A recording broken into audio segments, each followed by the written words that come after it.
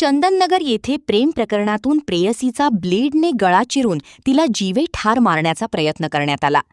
उजाला देवी जसवंतसिंग दोहरे असे जखमी झालेल्या तरुणीचे नाव आहे. तिची प्रकृती चिंताजनक असून तिच्यावर खासगी रुग्णालयात अतिदक्षता विभागात उपचार सुरू असल्याचे पोलिसांनी सांगितले. या प्रकरणी पोलिसांनी दिलीप राठोड 22 याच्याविरुद्ध गुन्हा दाखल केला आहे. ही घटना बुधवारी रात्री 8:30 वाजताच्या सुमारास पठारे वस्ती चंदननगर परिसरात घडली.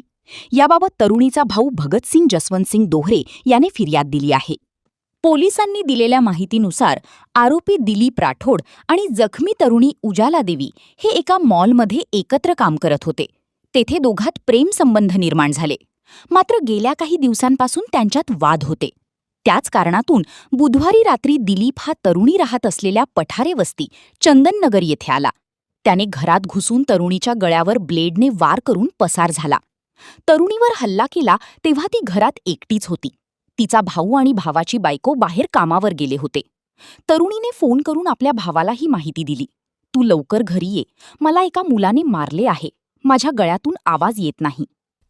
त्यानंतर तरुणीने आपल्या भावालाच व्हिडिओ कॉल केला असता ती रक्तबंबाळ अवस्थेत दिसली. भावाने घराकडे धाव घेतली.